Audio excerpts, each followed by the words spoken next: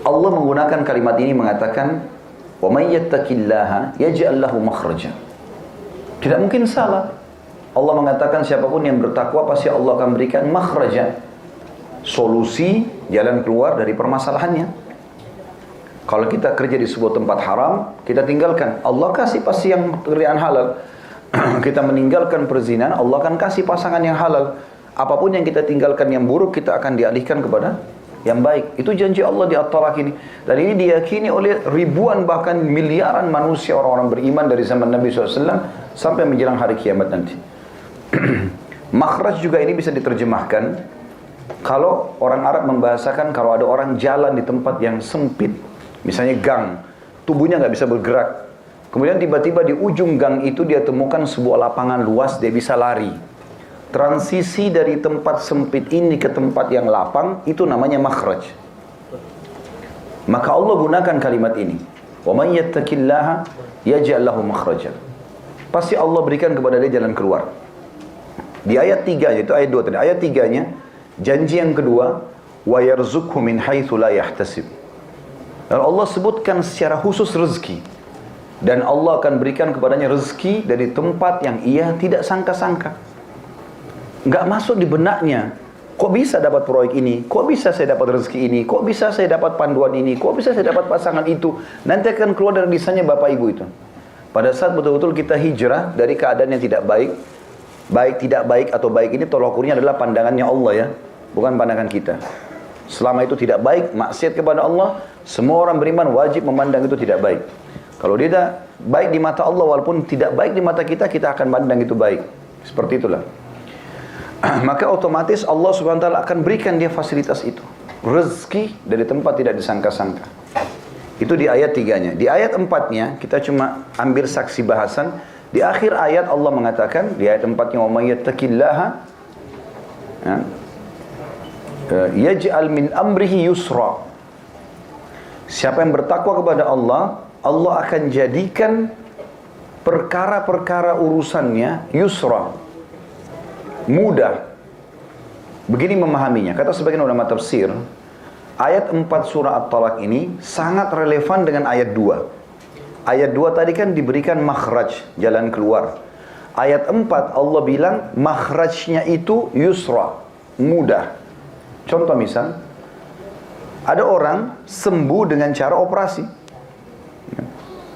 Tapi dari ayat ini, kalau dia betul-betul bertakwa kepada Allah, tanpa operasi dia bisa sembuh. Ayat 4 ini memastikan makhrajnya tadi, jalan keluarnya nggak sulit buat dia, yusra, mudah. Bisa dilihat di situ di Al-Qur'annya. Kalau buka aplikasi Al-Qur'an di handphonenya, baca terjemahannya. Kalimat yusra berarti Allah gampangkan atau mudahkan. Yang dimaksud di sini adalah, lihat coba ayat 2-nya.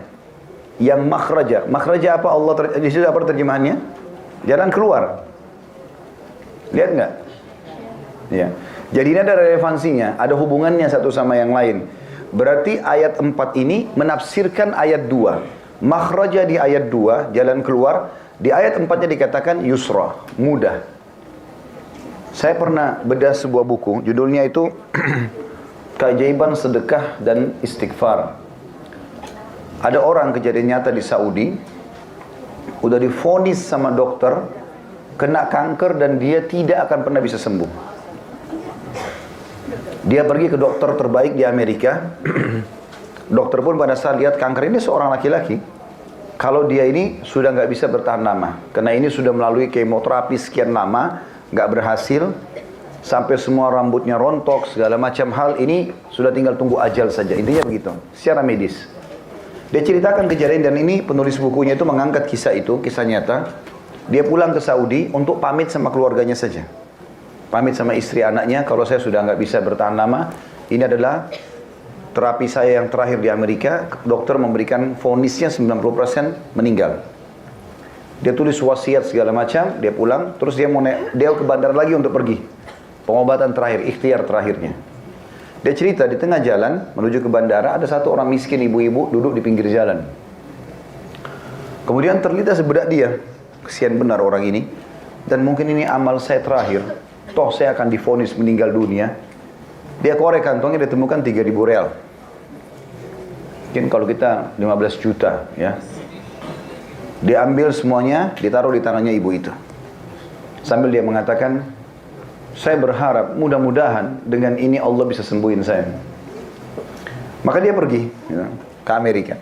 Tiba di Amerika, begitu dari bandara tiba, dia nggak pakai ke hotel, langsung ke rumah sakit untuk terapi.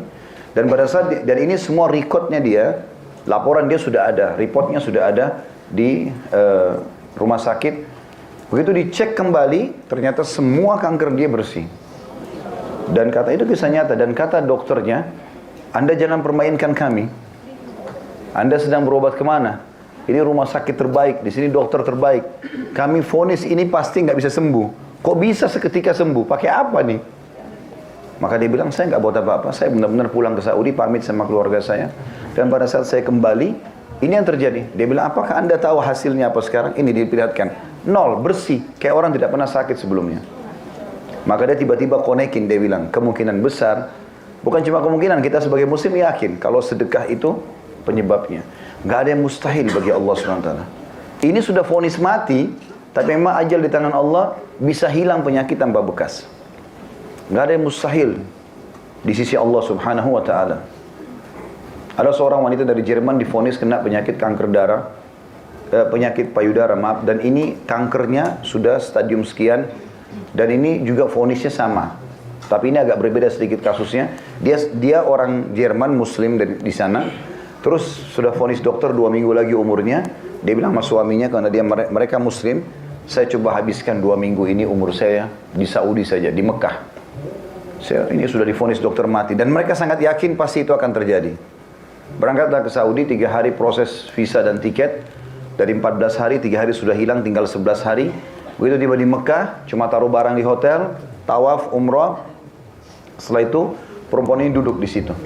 Nangis-nangis di depan Ka'bah, mohon pengampunan kepada Allah SWT. Dia nggak minta sembuh. Dia begitu yakin kalau dia akan meninggal dunia. Sekarang coba mohon ampun saya kepada Allah nih. Berjalan 3 hari, jadi dari 11 hari itu saya sudah 3 hari waktu lewat di Mekah. Maka ada seorang wanita, marbot masjid atau pengurus masjid itu, perempuan, pakai cadar dekati dia, terus ngobrol. Saya lihat ibu ini dalam berapa hari nangis terus. Kenapa? Ceritalah dia. Saya ada penyakit gini dan sekarang. Terus perempuan itu masih muda, masih belasan tahun, tersenyum lalu dia mengatakan, kenapa Anda begitu yakin dengan vonisan dokter?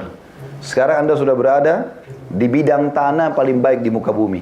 Ini rumahnya Allah. Dan di sini ada air Zam-Zam yang Nabi SAW bilang Zam-Zam liman syuribalah. Zam-Zam sesuai dengan niat orang yang meminumnya. Coba minum, berdoa kepada Allah agar minta disembuhkan. Kata perempuan ini, saya nggak pernah terlintas untuk minta sembuh. Karena saya yakin vonis dokter sudah benar gitu. Tapi karena perempuan ini bicara begitu, saya ubah niat saya. Semenjak itu, karena sekarang dari 11 hari potong 3 hari, sisanya 8 hari.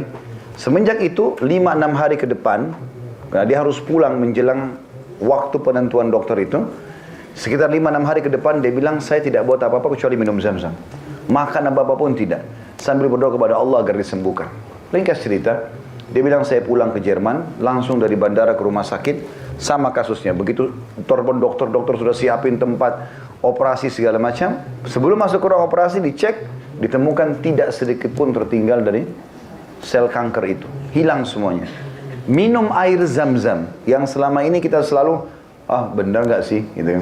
Atau mungkin minum sedikit, simpan aja. Ada orang umroh Zam-Zam 10 tahun yang lalu, ada di rumahnya nggak pernah disentuh-sentuh. Padahal dia manfaatnya besar. Habis ya bisa beli lagi kan sebenarnya. Tapi mereka nggak paham masalah itu. Ternyata ini membuat dokter itu kaget. Dan ini kalau tidak salah satu penyebab dokter itu syahadat. Ya, dokternya dia syahadat. Tadinya agama Katolik karena melihat keajaiban ini. Dan terlalu banyak kisah-kisah yang berhubungan dengan hal-hal yang seperti ini. Jadi Allah bilang di ayat 4 At-Talaq tadi, Allah akan jadikan urusannya mudah. Di ayat 5-nya, di ayat 5 At-Talaq, tapi ini janji yang keempat, wa may yattaqillaha yukaffir anhu sayyi'atihi wa yu'dhim lahu ajra.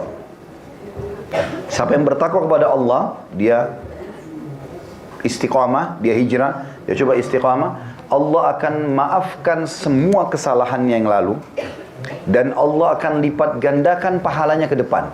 Jadi apapun yang dia buat akan berlipat ganda pahalanya. Ini janji luar biasa ini dari Allah SWT. Dan dalam Al-Quran tidak kurang dari 226 ayat ya, dari 6.000 ayat sekian, itu yang menjanjikan semua orang yang bertakwa kepada Allah diberikan solusi dan jalan keluar. Bahkan puncaknya untuk masuk ke dalam surga itu memang harus menjadi orang yang bertakwa. Artinya patuh kepada Allah. Allah bilang halal dia nikmati, Allah bilang haram dia jauhi. Dia istiqomah di situ. Bahasan kita masalah itu. Kiat-kiat hijrah agar bisa istiqomah dalam ketaatan kepada Allah dan meninggalkan kemaksiatan. Dalam surah Al-Imran, surah nomor 3 ayat 133, Allah sebutkan masalah yang masuk surga nanti di akhirat hanya orang yang bertakwa. A'udzubillahi minasyaitonirrajim wasari'u ila maghfiratin min rabbikum wa jannatin arduha as-samawati wal ardu iddat lil muttaqin. Al-Imran surah nomor 3 ayat 133, dan berlumba-lumbalah kalian kepada pengampunan Tuhan kalian. Udah, masa lalu yang dulu buruk sudah selesai, tutup sekarang. Mulai sisa umurmu dengan baik-baik kata Allah. Berlumba-lumbalah pada pengampunan Tuhanmu dan kejarlah surga yang luasnya seluas langit dan bumi yang hanya dijanjikan untuk orang yang bertakwa. Berarti hanya dikasih untuk orang-orang yang bertakwa di sini. Jadi Bapak Ibu harus hapus dari benaknya, dari kamus pikirannya, bahwasanya orang kalau jadi orang baik berarti dia akan susah hidupnya, ya, dia akan dibenci orang, atau dia akan tidak dapat rezeki, tidak dapat pekerjaan. Enggak, itu enggak benar semua. Karena janji Allah pasti benar. Dan sebagai seorang muslim kita enggak boleh ragu. Makanya pernah ada sahabat datang ke masjid menemui Nabi SAW, lalu dia berkata begini, "Ya Rasulullah, kakak saya sakit perutnya." Kata Nabi SAW, "Berikan dia madu." Banyak si adik pulang ke rumah kasih makan madu kakaknya, dia balik lagi, "Ya Rasulullah, belum sembuh." Dia ingin segera sembuh. Rupanya dikasih madu, kakaknya masih menjerit-jerit kesakitan. Apa jawaban Nabi SAW? "Sesungguhnya Allah pasti benar dan perut kakakmu yang bohong." Apa maknanya? Gak mungkin Allah salah. Allah menjanjikan dalam surah An-Nahl, ya, surah tentang lebah, itu Allah sebutkan bahwasanya dari perut lebah itu keluar minuman, madu itu, yang akan jadi obat bagi manusia. Dan Nabi SAW mengatakan kesembuhan pasti, tidak ada keraguan, dalam tiga hal. Yang pertama konsumsi madu, yang kedua bekam, mengeluarkan darah kotor dari tubuh, yang ketiga kai, menggunakan besi panas di tempat yang sakit, dikagetin lalu diangkat. Tapi Nabi bilang cuma saya melarang umatku menggunakan kai. Riwayat lain, jadikan dia pengobatan terakhir kalian. Tapi madu di sini sama bekam disebutkan. Yang kita ingin titik beratkan bagaimana Nabi SAW menanamkan keyakinan ke diri sahabat ini. Kalau belum sembuh sabar, ada prosesnya. Jangan langsung kau vonis, oh berarti madu nggak sembuhin. Loh kok bisa? Bagaimana bisa? Dan kita juga kalau sedang berobat, kita harus pahami dalam syariat kita bahwasanya orang berobat itu diikuti dengan keyakinan. Saya pernah temuin seorang dokter atau sugestinya ya, dari Dammam di Saudi datang ke Indonesia.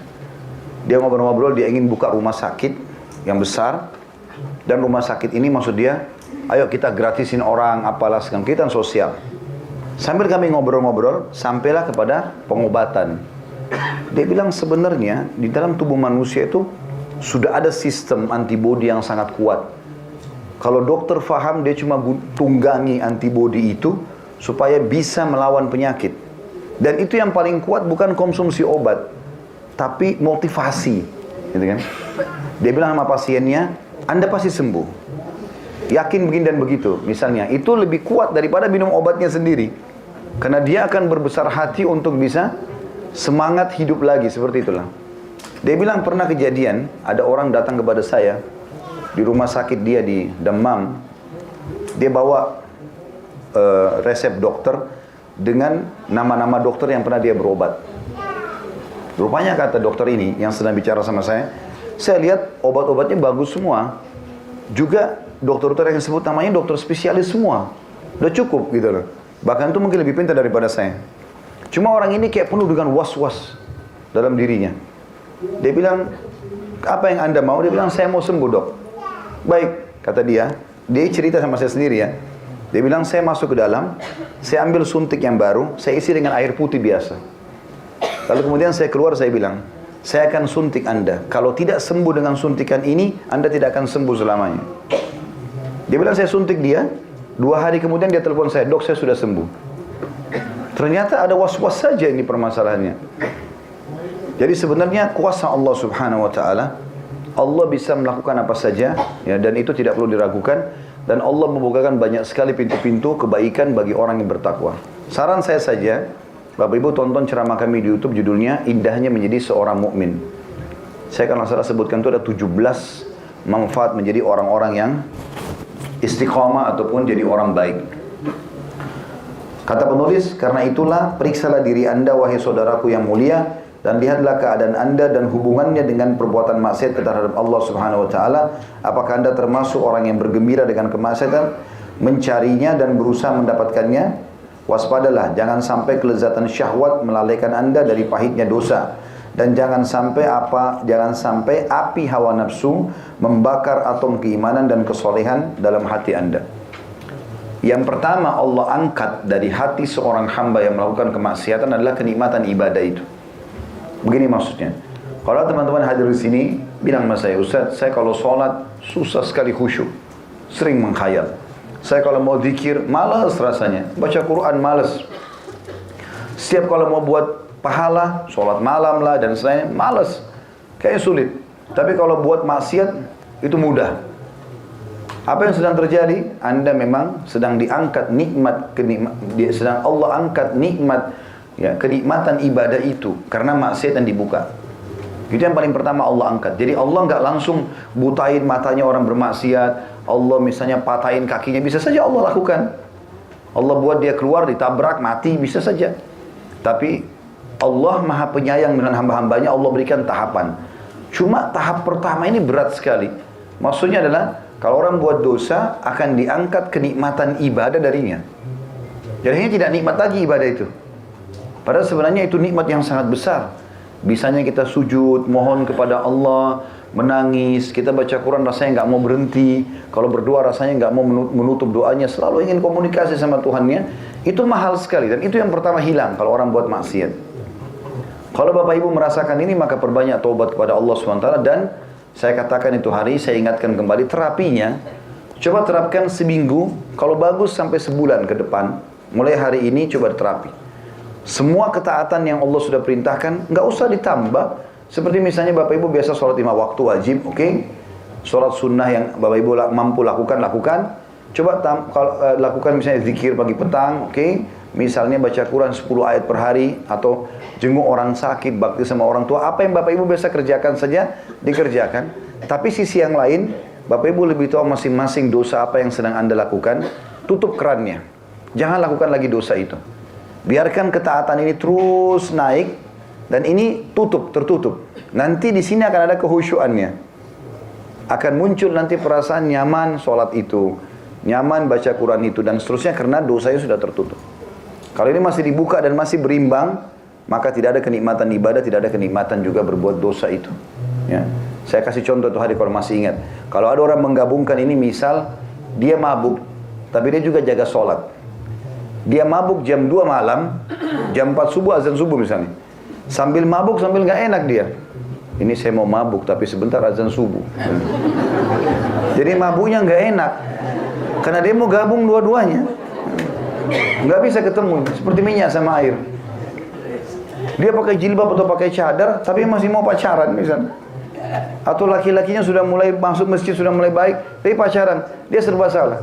Mau gandengan nggak enak, mau jalan sama-sama nggak enak, ketakutan sana sini. Karena dia mau gabungin keduanya, nggak bisa ketemu ini.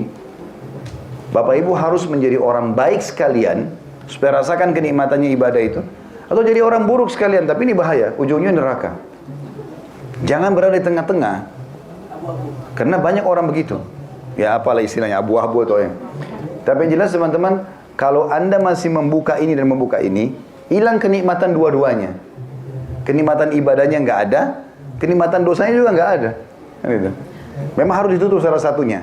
Kalau orang dia tidak mau ibadah sama sekali, pemabuk nggak mau ibadah, nggak pikirin sholat, nggak pikirin apa, dia mabuk sampai jatuh di pinggir jalan, dia nggak peduli kan? Karena dia nikmati dosanya, tapi ini bahaya ke neraka. Atau orang dasarnya nikmati ibadahnya, dia tutup pintu maksiatnya. Kalau Bapak Ibu kerjakan ini, terus ibadah yang rutin saja, yang wajib-wajib misalnya, dosanya ditutup, nanti akan naik terus rate-nya, dosanya turun. Nanti lama-lama makin kental terasa keimanan itu. Sampai pada tingkat Bapak Ibu bisa jijik dengan dosa itu. Kok kenapa orang itu begitu ya? Kok kenapa dulu saya buat ya? Begitu nanti. Saya tanya sendiri beberapa jemaah saya yang sudah coba terapkan ini. Bagaimana perasaannya, akhi? Oh, saya bertanya-tanya, Ustaz, kenapa dulu saya buat itu ya? Kemana uang saya keluarin dulu begini dan begitu. Itu dulu ada kisahnya. Para sahabat begitu, seperti Ikrimah bin Abi Jahal radhiyallahu anhu. Ini dulu sama ayahnya Abu Jahal suka sekali perangi Islam. Abu Jahal Fir'aunnya umat ini, meninggal dalam keadaan kafir. Anaknya ini Ikrimah selalu ikut ayahnya. Pokoknya kalau mau nyerang Islam, nyumbang duit, dia nyumbang duit, nyumbang pasukan-pasukan, senjata perang, segala macam hal. Terakhir pembebasan kota Mekah, dia masuk Islam. Setelah dia masuk Islam, Allah tanamkan iman dalam hatinya, maka dia melihat Al-Quran sambil dia baca, dia faham. Maka dia mengatakan, inilah perkataan Tuhanku yang aku lalaikan selama ini. Sambil dia nangis gitu. Lalu dia mengatakan, ya Rasulullah, sebagai bukti keimanan saya, dan pembersihan terhadap kesalahan saya yang lalu, maksudnya supaya jangan ada bekasnya, maka saya akan berinfak di jalan Allah sebesar dulu saya infak untuk memerangi agama Allah ini. Maka dia menebus kesalahannya dulu dengan membayar infaknya. Misal dulu dia sering, naudzubillah, mudah-mudahan sih tidak, tapi ada orang sering traktir temannya di diskotik, perzinahan, hotel dia yang bayarin segala macam. Sekarang bentuk taubatnya dia harus bersihkan itu. Kira-kira supaya dia bisa rasakan kenikmatan imannya. Kira-kira dulu saya biasa bayarin orang berapa sih? Sedekahin sejumlah itu walaupun dicicil. Dengan niat membersihkan itu. Insya Allah akan hilang. Karena selama bekas ada, maka kita akan terus mengingat. Kenapa teman-teman ada yang pernah berbuat dosa, setahun kemudian terjerumus lagi? Karena dia nggak bersihkan bekasnya. Bekasnya masih ada. Sehingga bisa dipicu oleh syaitan. Salah satu ciri teman-teman tobat kita diterima oleh Allah SWT, kata sebagian ulama, adalah kita lupanya terhadap dosa itu. Misal contoh, orang pernah tonton, naudzubillah, film porno yang tidak benar, kemudian dia tonton. Terus dia tobat sekarang.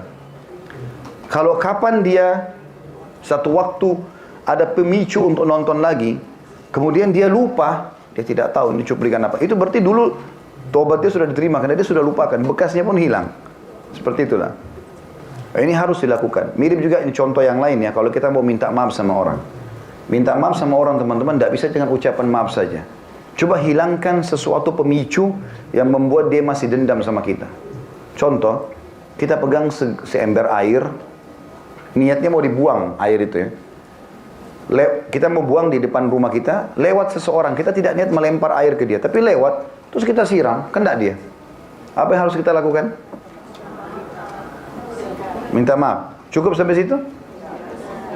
Bajunya basah. Masalahnya. Kalau kita cuma bilang, maafin saya ya, nggak cukup. Coba tawarin lebih jauh daripada itu. Ada bekas loh. Bajunya basah, saya gantiin baju lain ya. Kalau dia betul-betul sudah mengatakan, udah nggak apa-apa, saya sudah maafin, clear. Nggak ada masalah. Kita nggak akan ada beban itu. Contoh saja. Seperti itulah kurang lebih gambaran apa yang kita ingin titik beratkan ini.